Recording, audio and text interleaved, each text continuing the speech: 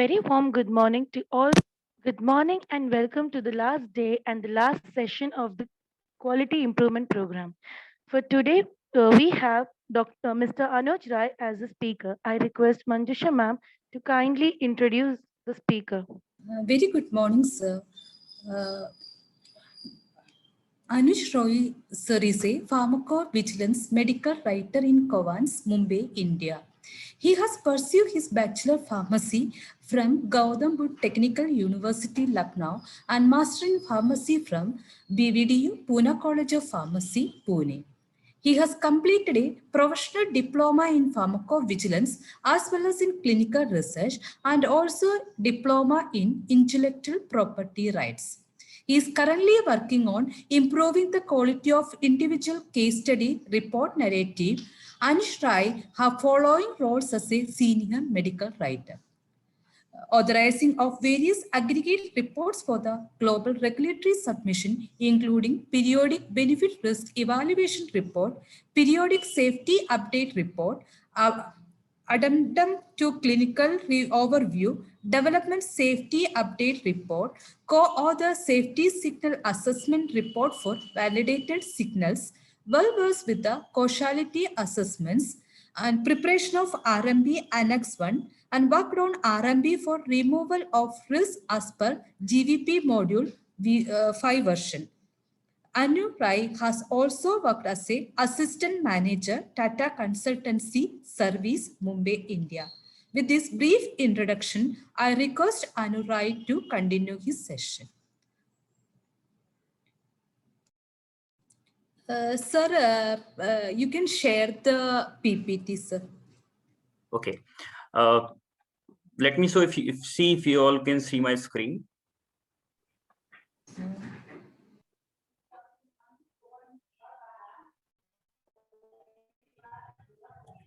Can you see my screen? Yes, sir, it's visible. Okay. Thank you for this warm welcome, Manjusha, and a very good morning to all respected teachers and all the students. So it gives me a great pleasure to have been invited for this QIP sessions at Pune College of Pharmacy. And within this period of presentation, I will try to share some of my experience from the industry perspective to the domain I am working in. So I will take on the topics that I am actually working on right now. So I am taking on the topic like aggregate reports and what is the importance of medication error in safety reporting. So basically, I have summarized my presentations under the following parameters. Where we are taking over a brief introduction about the pharmacovigilance and aggregate reports. What are the source of safety informations, the general terminologies which are used, what are the safety types, safety reports, what are their timelines, and then I will present a case study for the medication error to better make you all understand that how it is taken care for the reporting purpose. And then I will have a question answer round, and you can put forward your queries that you have. Okay, so I think most of you would have been knowing about what is the pharmacovigilance.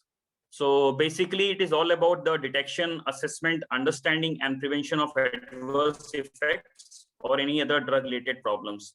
So herein it starts from all the clinical stage, like when the drug is not marketed, and also in the post-marketing phase. So the overall aspect that we take into consideration in the pharmacovigilance is just to make sure to understand the safety profile of the drugs from the different sources of information that we get. So in a nutshell, it is all about monitoring the adverse effects of the drug that could happen, and we kind of identify them and prevent them from occurring from the various risk minimization plan that we have. So let's move to aggregate reports. Like I said, pharmacovigilance is all about monitoring the adverse drug reactions and assessments.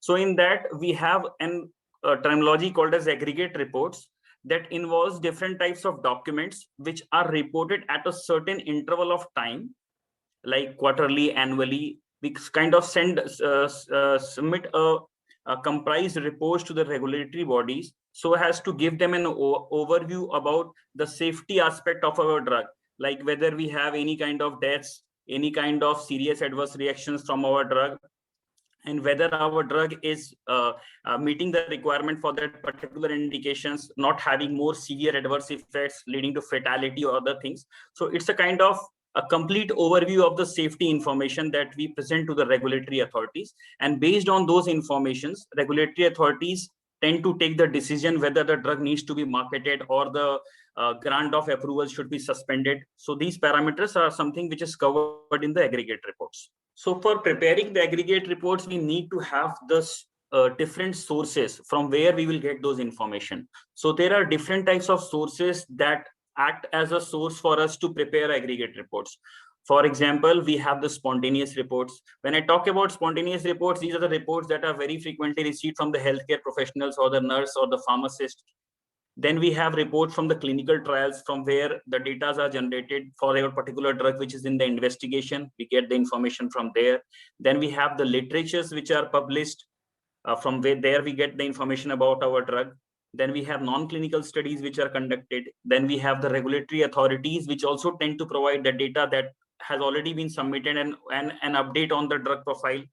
Then the licensing partner that your company has, like there are instances where you are developing a drug, but then you have an agreement with other company as well, and in sync you are preparing the drug together, and both of you report the safety data for your drug.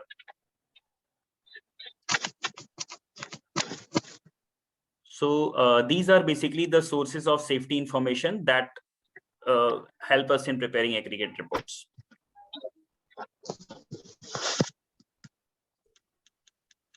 So the next point is that I will just walk through some of the basic terminologies that we very tend to be using in pharmacovigilance and the aggregate reports, like serious adverse event, serious adverse reaction. So basically, serious adverse events are those wherein there is those events which are leading to the seriousness, like death, hospitalization, or life-threatening, but we are not able to establish the causal association with our drug. I mean, that event has not occurred with our drug. That causal association cannot be established. That is serious adverse event. But if we are able to establish the causal association with our drug, then it's a serious adverse reaction. Please feel free to interrupt if I am going at a fast stage or something which you are not able to understand. No, sir. You can continue. Okay, thank you. So like I said, SAE and SAR, then we have CSR. CSR is basically clinical study report whenever a trial is ongoing for your drug. So once it is completed, the complete information of that trial goes into a report which is called as clinical study report, or CSR. Then what is first patient first visit? When you are initiating a trial and you have got your first patient inducted into your study, then it is called as first patient first visit, which in turn marks the start of the trial. Once the patient is enrolled, then it is referred to as the trial has started. Then last patient last visit is this, like when your last patient has completed the study and you have the CSR available with you, then it is called as last patient last visit.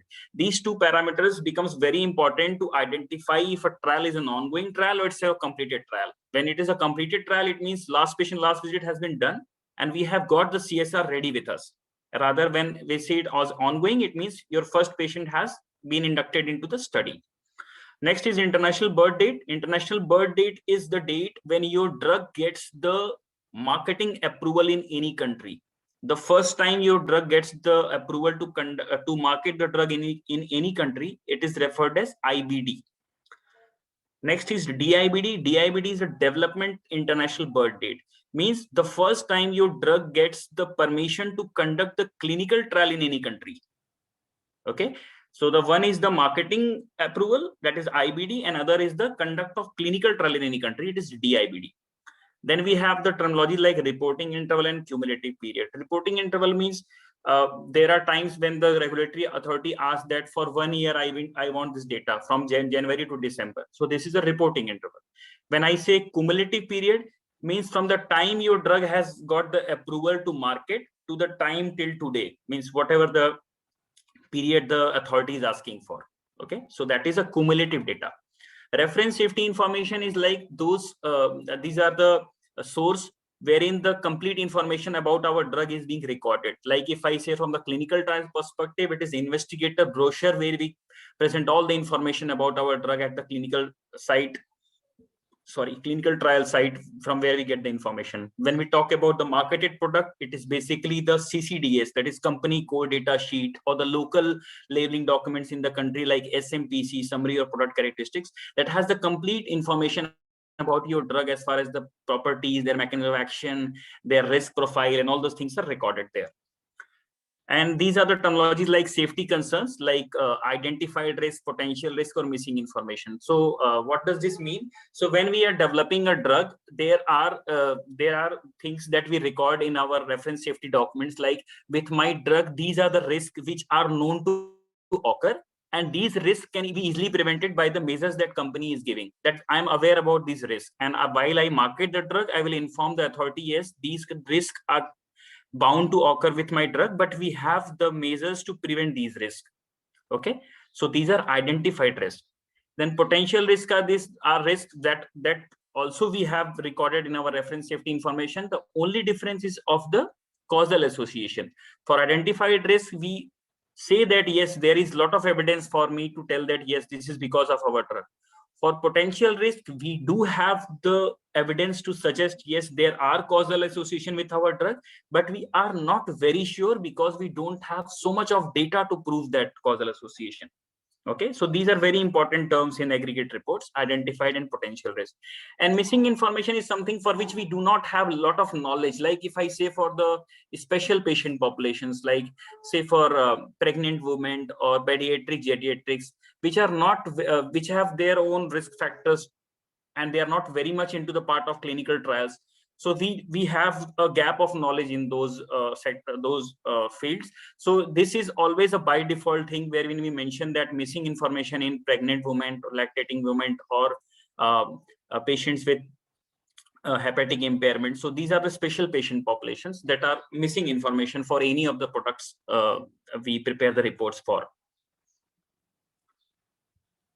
So coming on to aggregate reports, so there are a lot of reports I have just mentioned here, like DSUR is there, which is Development Safety Update reports. Then we have a PBRR, it is a Periodic Benefit Risk Evaluation report. Then we have PADR, which is Periodic Adverse Drug Experience report. And then we have Addendum to Clinical Overview. There are a lot of other things also, that RMP, Risk Management Plan, then BRA, Benefit Risk Assessment, but I have just kind of presented something which I will take over here. So basically, DSUR is the report that we write when our drug is in the development phase. Like when we are developing the drug, that stage this report is written, DSUR. PBRR is something which is written when your drug is marketed. So it's a post-marketing report. PADR is something which is a US specific report, where we kind of report the adverse event from our particular drug. It is also a post-marketing report, but it is very much specific to US. Okay. And the other thing is Addendum to Clinical Overview. These are basically the license renewal reports that is written after every 5 years, or it depends upon the country which we are writing, but more or less it is 5-year renewal report that we submit to the authority of the country where we want the renewal of the drug to happen. So there are so these reports will have a lot of discussions, but I thought to start with, and be taking the time into consideration, I have taken only one report for you to all explain from the investigation phase which report we consider. So I will be taking over DSUR report in today's session. So what is a DSUR? DSUR is something which is written during the clinical development phase of the report. And the idea behind writing this report is just to have an overview of all the safety information that we get. When I say safety information, means when I'm developing my drug, what are the serious adverse events occurring because of my drug? What are the serious adverse reactions occurring because of my drug? Are there any death happening because of my drug? Or are the patient withdrawing from our treatment drug? So these kind of information we kind of record during our reporting interval, and we report this to the regulatory authority. So more or less, it is all about giving an update about the status of your clinical development program. When I say the status word, it means that whether the data that is being produced from the clinical trials of your drug is making regulatory authority to take the decisions to suspend your clinical trial or to allow the trials to continue. Because if there are a lot of deaths happening because of your trial, no regulatory authority will ever allow your drugs to be moving to the next stage of this. So these informations are taken into considerations by the regulatory authorities. to move your drug into the different stages of clinical development. So there is a particular guideline that ICH has laid down, means a kind of template that ICH has laid down, and it comprises different set of information that a regulatory authority asks while your drug is in the clinical development. So the guideline name is ICH E2F, that is used for DSUR, and it's an annual report. Okay, so you always submit this report yearly, and there is a timeline for which you have to submit this report. Mark this line that in aggregate reports, the timeline is something very important, and regulatory reports will not provide any leeway if you miss on the timelines. So timeline is DLP plus 60. I'm sorry, I think I have not covered what is DLP. DLP is the data lock point. Data lock point means the point till which you will cover all the information about your drug from respective sources. Like if I am telling that you have to provide a cumulative data. So cumulative data means when your drug has got, like if I'm talking about DSUR, I will be talking about DIBD. Like I told that the first time your drug gets the approval to conduct the clinical trial in the country. So when I talk about the cumulative data, say today is 13th of February. So say it is the data lock point, means till today I will provide the data about my drug from respective sources. Okay. But when the authority asks that provide us the cumulative data, I will go back to the DIBD, the first time my drug got the approval to conduct clinical trial, till that, from that period till today, 13th February, which is the data lock point, I will provide the data to the authority. But if it asks for the reporting period, like for an yearly report, I will provide from 13th of January 2020, say, to today, 13th of February 21. So it's a reporting enrolled data. Okay. So this is an overview that what timelines and what are the guidelines for it. Okay. So what I will do is that I will show you the guideline which we are using. Okay. Is the screen visible, this PDF, to everyone? No, sir, not yet. Not yet. Just a second.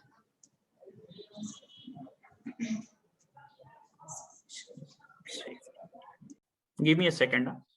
Yes, sir. You can see the slides, right? Yes, sir. But you can't see the PDF. Sir, yeah, like very small sections of DSUR. Can you see something on title page if I'm highlighting? No, sir. Okay, I think there is some issue. So on the sharing option, you'll get an option to Pardon? annotate. Okay, just a second. Okay, I think there is some concern. Okay, no problem. I will explain everything. Can you see this thing? Sections Slides. of DSU? Yes. Can you see the slides? Yes, okay, I think some issue is there, but the guideline which I'm sharing is readily available on the ICH guide platform. So that's nothing that I have to present separately. But yes, I'm thinking some issue is there with this. Okay, no worry. I will take up the explanation part. So the first thing is the title page. Can you see the slides? Yes, sir. Okay, so I will explain everything. Okay. So, and I will share you the link about these explanation of these sections of the DSUR. Okay. After this presentation. So when I talk about the sections of the DSUR, this is a title page. So what we say, understanding on the title page, this is basically the front page of the report, wherein we kind of present that what is the name of our drug, what is the reporting interval that we are preparing the report for, what is the DIBD, the first time we get the approval to conduct the trial in the country, and the sponsor's name, the company which is preparing the DSUR. That is the first thing. Executive summary is something where we provide the complete summary of this entire report. There's a 20 sections report. As I told, it's a format in which the regulatory authority asks your clinical trial data to be presented. So the complete summary of the data is presented under the executive summary section. Okay. So like table of contents, the first section is introduction. So what we mention in introduction section, we talk about that what is the date when the drug got the conduct of clinical trial approval, the date, then what is the reporting interval, then we mention what is the properties of our drug, what are the mode of actions of our drug, then we mention what are the indications the drug is being used for. So from where you all get this information? Since it's a clinical trial report, we get all this information from investigator brochure. Okay, so this is what in introduction section we mention. Worldwide marketing approval status, like I said, it's the report which is being prepared for clinical trial thing. So this section will become not applicable because our drug has not got the approval yet. So this section will be not applicable from a DSUR perspective. Coming down to action taken in the reporting period for safety reasons, it means that what are the actions the regulatory authority has taken for your trials that your company is conducting. Like if I tray from the investigational use purpose, like when my drug is in investigation, whether the company has suspended the clinical trials because there were safety issues, there were a lot of deaths were happening, there were a lot of adverse reactions being reported. Because of that, the company has discarded your this conduct of clinical trials. When we come to when in case your drug has been marketed, then there is one more point in this section, action taken due to marketing experience. For the DSUR perspective, the action taken due to marketing experience will be not applicable because your drug is in the development phase. But from the marketing experience, whether your drug, if it was marketed, whether because of the data generated from the post marketing, whether the company has suspended the marketing approval of your drug because there were a lot of quality issues coming up with the drug. So that is what will comprise in this section. Then it is the changes to RSI. Changes to RSI means reference safety information. When we prepare a report, say I'm preparing the report on 13th of January 2020. So what happens is that the investigator brochure also tend to get updated if there is a need. Okay, so if there is a need, if there is any other data that from sites we get, that information is recorded in the IB. Okay, so from, say I'm talking about 13 January 2020 till 13 February 21, I am preparing the report for 1 year report. At the start of the reporting interval, I would have a certain version of IB that would have been applicable. Say for version 1, it was applicable at that time, 13 January. We take some important subsections of those IBs, like section 6.4 and section 5, that talks about the non-clinical data, what was the risk available at that point of time. Okay, and then we compare this to the IB which is available to us as of now, that is 13th Feb 2021. So what is the difference that we see from that IB that was effective, say for version 1.0, and the IB which is available at now, that is 2.0. So those differences we kind of present in this section, that is changes to RSI. Coming down to section 5, which is the inventory of clinical trials ongoing and completed. So we kind of present the information that these many trials were ongoing, 4 trials were ongoing, and 4 trials were completed during reporting interval. These kind of information we place in this report. But if there are less trials, we can make a tabular presentation. If there are more trials, we can make a tabular presentation stating that what was the phase of the study, what were the number of patients that were enrolled, and what were the endpoints of the study. But if it is a less trial, if it's a less trial, we can just mention in the wordings that these were the trials and this was the objective and these many were the patients that were enrolled, something on that line. Coming down to the 6th section, it is an estimated exposure section. In exposure section, we kind of mention that how many patients were exposed in the clinical trials. Okay, so that data we present in the cumulative subject exposure in the clinical trial. Then we have section 7, which is the data in line listing and summary tabulations. So I hope you are all aware of the term which is known as MEDRA. MEDRA is the medical dictionary for regulatory activities. For every event, like say for like a patient was vomiting hard or something on that line, for every verbatim or every vague terms, there is a standard coding in the regulatory dictionary for which it is known across the world. Like if I say any kind of verbatim for any event that is happening, someone may not understand what is this exactly. So for every event, there is a standard dictionary that is acceptable by all the regulatory authorities. Okay, so that is called as MEDRA. Okay, so what is this section 7 talks about. So what we do is this: we request, there's a IT department where we kind of request that, okay, from the clinical trial side, give us the line listing of all the serious adverse reactions that has happened during the reporting interval. So that's a data request that we send to them, and they kind of provide us a complete PDF file of all the adverse reactions that has happened during the reporting interval. That is section 7.2. And then cumulative summary tabulations of serious adverse events. Like I told, one is serious adverse reaction where causality is proven, and other is serious adverse events. So this line listing also we get from our IT team, we request for. Then section 8 is about the completed trials, ongoing trials. So in completed trials, whatever trials have completed, we will provide a complete summary of those trials as to what was the study title, what was the objective, how many patients were exposed there, then what was the findings from those trials, whether those study revealed something very favorable or whether it was on the side of more deaths and withdrawals. We present this information in both completed and ongoing trials. Long-term follow-up is like there are certain trials which we conduct, and there is a mandated durations after which we follow up on this. Means like if I'm conducting a trial and I have a plan that while my treatment process is ongoing, I will follow up on these patients after 1 year or 2 years. Okay, the idea behind looking at this is to see that whether if on the immediate basis the adverse events are not happening, but whether after a year or two am I identifying any kind of adverse event that is going to affect the safety profile of the drug. That is a long-term follow-up. So there are 2 points. First of all, while the treatment process is ongoing, I will follow up after 1 year. And the other thing is that I have discontinued the treatment process, but I will follow up after 2 or 3 years. Okay, so the two way of evaluating the long-term follow-up of the safety profile of drug. And the other is the other therapeutic use of investigational drug, like compassionate use program, like whether like say for like we know all this corona is going on right now.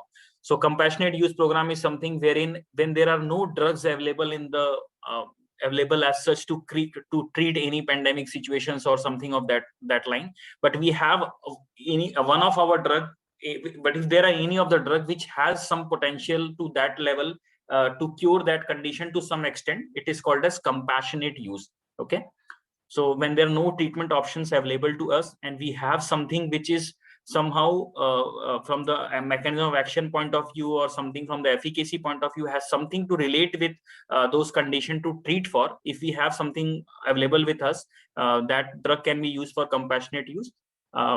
The regulatory body is not very strict on that particular drug because we do not have any other treatment available. So they kind of give some relaxation for the drugs to be used in that condition, provided it doesn't have more fatality or serious data because of which it should be taken out.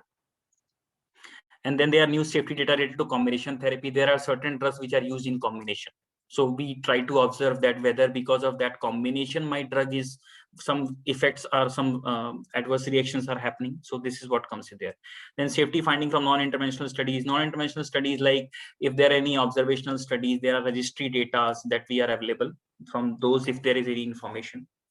Then other clinical trials, there are trials that that company conducts the clinical trials, but there are trials that investigator, if he does feel that these trials I can still conduct, that is investigator initiated trials.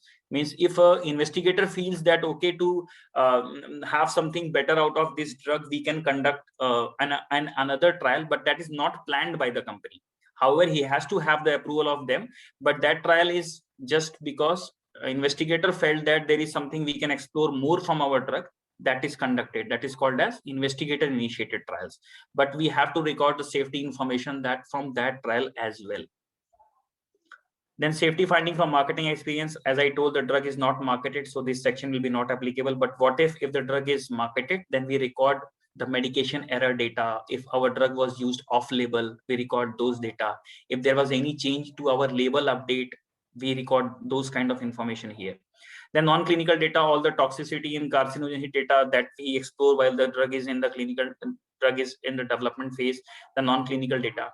Literatures, we record all the from all the published literature. If we see any kind of data that has been reported in different literatures about our drug, we report this information. Okay.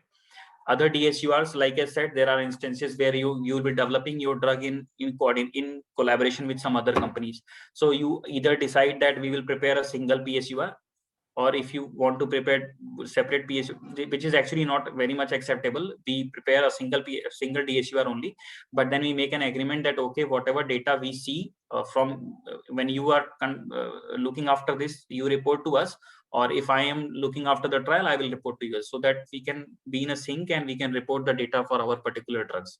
That is other DSUR. Lack of efficacy is something which in the clinical phase, development phase, we don't come across. But what is lack of efficacy is that if you're not, if your drug is not able to produce the intended effect that we are looking forward for from the post-marketing per se, this is the lack of efficacy. Then there are region-specific information, like what for every region, there are region-specific trials as well, and there we kind of present that what are the deaths, withdrawals, and if any SAE was reported. These kind of information goes in section 16. Section 17 is a late breaking information. The late breaking information represent whatever information we have got after the DLP. After that, like I said, 13 February is a data log point. After that, company takes 19 days extra to have this buffer, so that if any other information is reported, we can still report them to regulatory authorities. Usually it is not allowed to report anything after DLP has done, but 19 days buffer a company takes to report other information that you receive. Okay. Then other part is the overall safety evaluation. In this, you evaluate all the risks that are associated with your drugs by taking into account all the information which is given in the IB, deaths data, withdrawal data, adverse event data, adverse reaction data. And then we kind of provide a conclusive statement that how your drug is supporting, are the data generated support the investigation to proceed, or it is not supporting the investigation process. You have to be very honest while presenting the information, because you cannot hide anything. Like if there are data which shows that death has occurred and you are not reporting them, this is something which is under very track of regulatory authority. So you have to be very honestly stating that whether the benefit risk profile is suitable for your drug or it is not supporting. That is a conclusive statement, and there are appendix to the DSUR. So these are other, our reports are the PBRA reports. So like I said, I have just taken one reports, taking into time into account. I will quickly walk through the medication error that I wanted you all to all to share with you all. So can you see the slide of medication error now? Yes, sir. Okay, great. So what is medication error? Medication error means any unintended failure in the drug treatment process that has the potential to lead or harm to the patients. Means something which has occurred very accidentally. It was not intentional. You were supposed to give a drug of, say, for cetirizine, and you gave some other drug. So it was not intentional, but you gave in mistake. Okay. So there are different types of medication error: prescription error, dispensing error, administration error, wrong drug administered, something on that line. That may lead to the harm to the patient. Okay. So when we classify medication error, there are two types, that are intercepted medication error and potential medication error. Intercepted medication error means the error has occurred. Okay. But you got to know that error has occurred and you immediately intervened there and you stopped the medication error. Like if I say you went to the shop and the person gave you, instead of XYZ, he gave some other drug to you. You took the drug. The medication error has happened at that point of time. But while you came and you were ready to give to the patient that drug, you saw that, okay, this drug is not that drug. Okay. So that is, you identified that. You prevented the harm that could have occurred to the patient. So it's an intercepted medication error. What about the potential medication error means? Potential medication error is we kind of try to evaluate those circumstances wherein those medication error has occurred. Means why that medication error has occurred, we kind of evaluate them in potential medication error.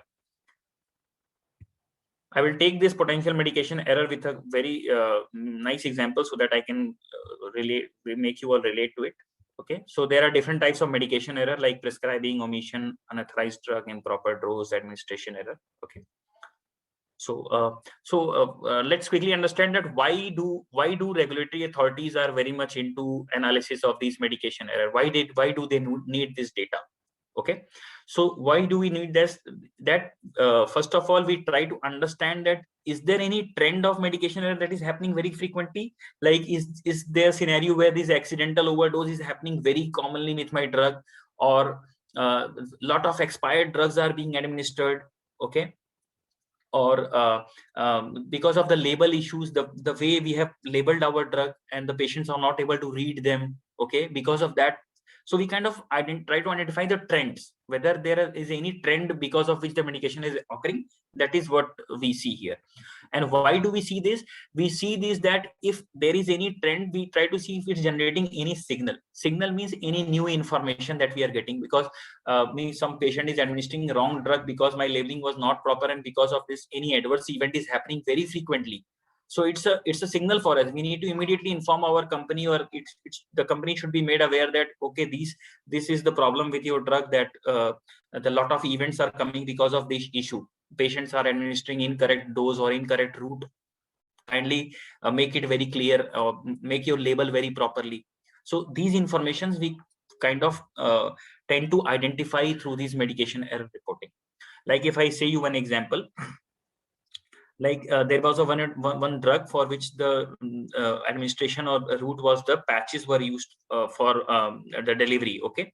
But what happened that there were some patients who were applying the tape or adhesive. The patch was going to stick on your skin or something, but they were using additional tapes or adhesive to make the adhesion proper, okay. So this was one of the things which was most frequently reported that they were using, okay. And then they were cutting the patches also. They were cutting the patches to means they were trying on their own that how we can make the patch stick well to our skin, something on that line. But there were no associated AE. But the thing is that we need to understand that even if it is not associated, if that wrong technique which the patient is using, even if it is not causing any adverse event, still this needs to be reported that this is the scenario which is going on. Maybe you can mention on your label that do not cut the patches or do not use any adhesive to paste to make the patches adhere to the skin or something. So kindly highlight these points in your label, because there are reports which suggest that the patients are using this most frequently, okay. So this is what something are looked into.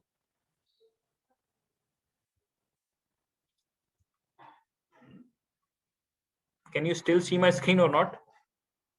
Yes, sir. Okay, great. I was wondering because this example I prepared. Okay. So like I will tell you that how this medication error section is drafted. Okay. So first of all, I will give you an overview that this is the line listing that we use. Okay, these are the line listing that we generate for the medication error, because you cannot be drafting anything without data.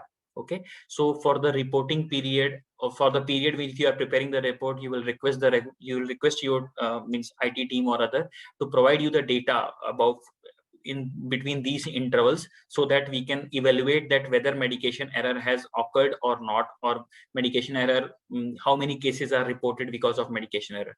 So these kind of line listing which you get for the reporting interval which is there, and then you have to apply certain kind of filters, etc., to fetch out the cases. Like you used to use the medication error SMQ is there something, okay.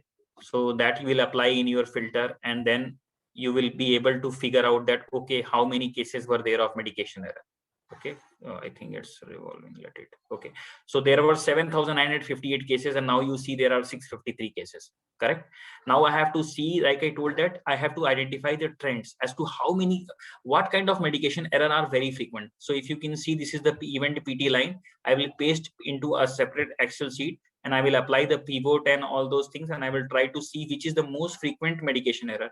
So I found that accidental overdose is very frequent, 178 instances of same, then followed by 156, 77, 46, and 40. So these are the top medication error. So why did I stop here only? Why I didn't went down? Because there is a frequency rate that we refer, that is more than 10% of the total count we get. Okay. So like I said, we kind of got total number of cases as 653. Then it will tell that how many cases were reported as initial, as to that how many cases were reported for the first time in your reporting interval, and how many cases were follow-up, means those cases were reported in the previous period, and now a follow-up has came for that report. Now I will do what are the approach that we follow for writing medication error. First of all, whatever drug which are not associated with our company, we will rule out those drugs from our analysis. Like 8 cases were from different other products, so we will rule out. We will not count these medication error cases in our company analysis. Okay, then other cases were reported wherein we saw that there were my company drug was also used and there were a lot of other drugs which are also used. But since there were a lot of drugs which were used along with our company drug, we cannot solely tell that the medication error has occurred because of my drug, because there were a lot of other drugs which were running around. Okay, so why I said at the first instant that I ruled out the non-company drugs, because there were solely non-company drug used. But here there were company drug also used, but apart from that there was other non-company drugs which were used in the sync with that. So because of this, I was not able to figure out whether the medication error is because of my drug or because of their drug. So I kind of prefer to reject those cases from the analysis. Okay, so when I rejected everything, I got 607 cases for my analysis of all the separations that we made.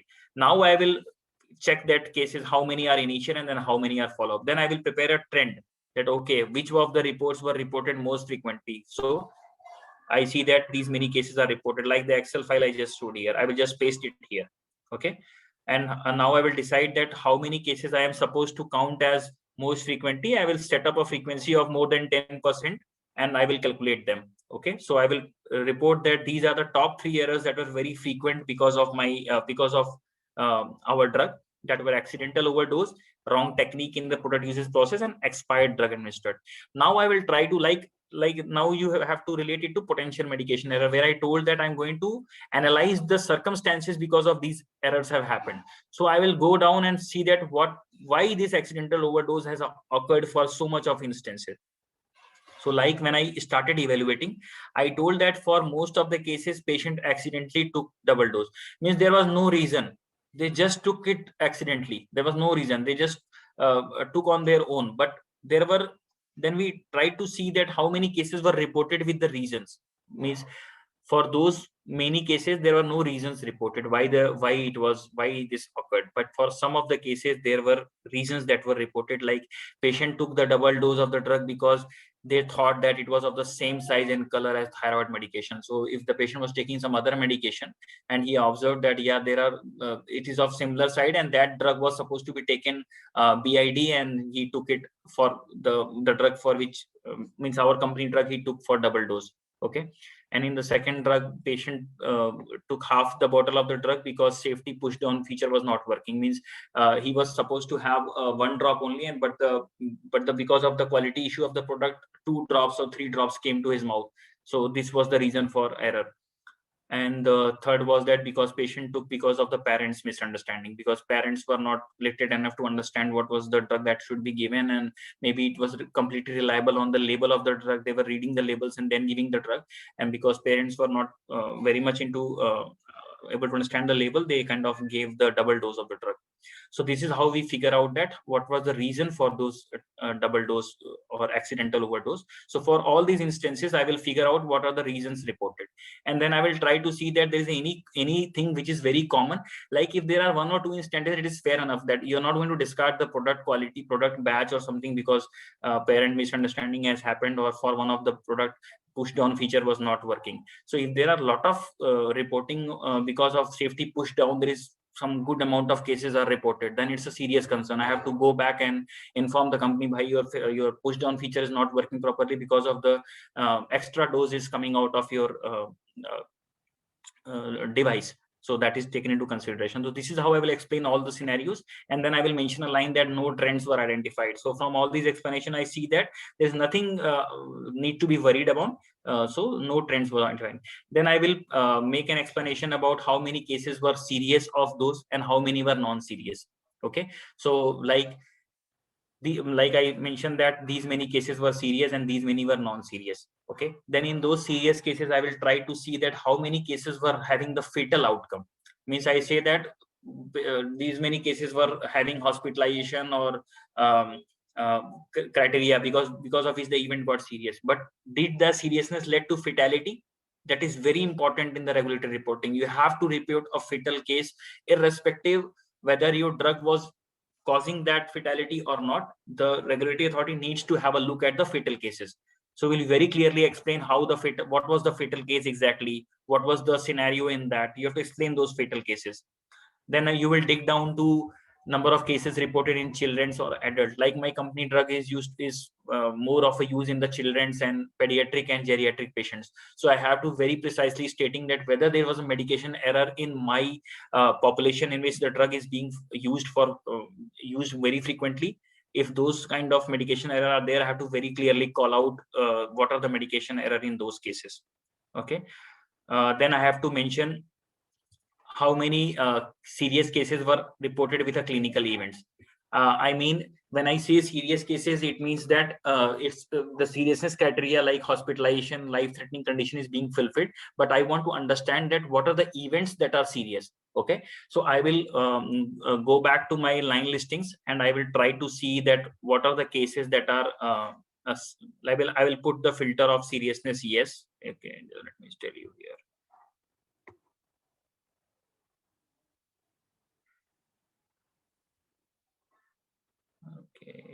Okay, yeah. So what I will do is that I will go down here. I will make the filter as case serious yes. When I make it case serious yes, I will see that there are, hold on, there are 72 cases. Now in 72 cases, I will go back to my event term. I will copy this and I will paste them in a different sheet. Okay. And now I will see that, just a second. Frequent serious cases. Okay, now I see that these are the events which are very common and they are serious clinical event like somnolence, headache, abdominal pain, and I will prepare a most frequent list that which is the most frequent reported event of this, and those I will explain here. And how will you be able to defend these clinical events? Because now you are telling that you are having an A reported. Okay, and it becomes very important in medication error. So like I said, they have reference safety information where we, while a clinical development is going on, we kind of prepare a list where we know that, okay, these kind of events are bound to happen with my drug. So now when I see that these events were reported from the data that we got, somnolence, headache, and abdominal pain, I went back and checked that in my CCDS, all these events are listed. These events are already recorded in my, that these are bound to happen. So our drug is in a safe position because we have already mentioned that these events are going to occur with my drug. Okay. So this is how you can defend that medication error was associated with A, but there was no problem because it is already recorded. Similarly, you will make the analysis for the non-serious cases. With the non-serious cases, you will also try to see what were the events reported, like somnolence, fatigue, dizziness was reported. And again, we saw that in CCDS, these are listed events. So what if the events are not listed? There, like I got the case wherein it was listed, but there might be scenarios where the events are not listed. In that case, you will try to see whether those unlisted events are having any causal association. Means there are certain instances where the unlisted events occur, but we kind of defend them by saying that no, this is not associated with our drug because there are a lot of other parameters, like there's a D challenge, time to onset, when the event occur after administration of drug, and whether there was any concomitant medication that patient was happening, because it's not necessary that you are giving a drug to the patient and diarrhea has occurred, but at the same time if you're taking any concomitant medication like other medication for some other thing, that can also could have caused diarrhea. There's a suspicion, so you cannot directly tell that no, this event has occurred because of my drug. So as a company, it's always try to make all the evaluations to see, they will try to save their drug in first instance, and they will try to see every parameters that what the patient was taking from medication per se, so that they can rule out that event happening because of company drug. So if an unlisted event is there, that's an alarm. But then I will dig down and try to see out that whether I can rule out that no, this is not associated with my drug. So that is what we will bring into context when we are talking about unlisted events. So based on all this complete evaluation, I will make a standard statement that all the information that we got did not reveal any safety concern. Means there is no problem with medication error that has been reported in the period, and our drug is fair enough and it's a safe thing. Okay, so this is how we make the evaluation. So to conclude, the aggregate reports are just an overview that regulatory authorities get to understand the safety profile of drug, and based on those understandings, they kind of grant the approval for the drug or kind of terminate the approval for the drugs. So these are the basic idea of aggregate reports. Different report types are there: PBRs, ACO. The overall objective of the reports remains same. However, the format on the content of the reporting might vary. Like I spoke about DSUR, then the PBR, there will be a different perspective. For PADER, it will be a different perspective. And license renewal is a different thing altogether. So this is the complete story of aggregate reports. So these are the references that I have used. So you can use these references. These are ICH guidelines that have been laid down, and it is readily available on the internet. So that's all I had from my side. Any questions from anyone?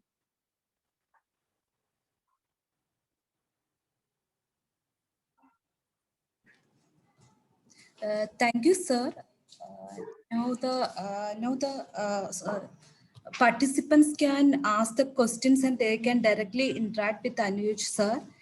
We unmuted everyone, so either you can post the questions in the chat box or you can directly discuss with Anuj, sir. Hello. Hello. Anuj. Yeah. Hello. Dr. Purohit here. Hey. Hi. Hello. Good morning, sir. Good morning. Pleasure talking to you, sir. Pleasure talking to you. Yeah. How are you doing? Sir, I'm doing very well, sir. That's great. That's great. Great to know. And it was a great talk. I mean, though I don't understand much into it, but it was a good talk. I mean, especially based on like absolutely, shall I say, practical examples and like with appropriate correlation. So, yeah, I'm happy. Anuj. Thank you. Thank you. Thank you. Thank you so much, sir. It's a pleasure. It's a pleasure. I really wanted to have, when I was invited, I was like, I would like to share something with all the colleagues out here so that they can have an overview about how the things are going on. Yeah, we are continuing with our practice of calling our alumni and like share their views with everyone here. So we know like from where you started and where you ended up and like what is there in future for them also like. Yes, So, sir. Yeah. So obviously like from whatever you have spoken today, I see the future of all our students to be very, very bright. Indeed. That's the right kind of message that you have passed on, Anuj. Thank you, sir. Thank you so much. Yeah. Great. Manjusha.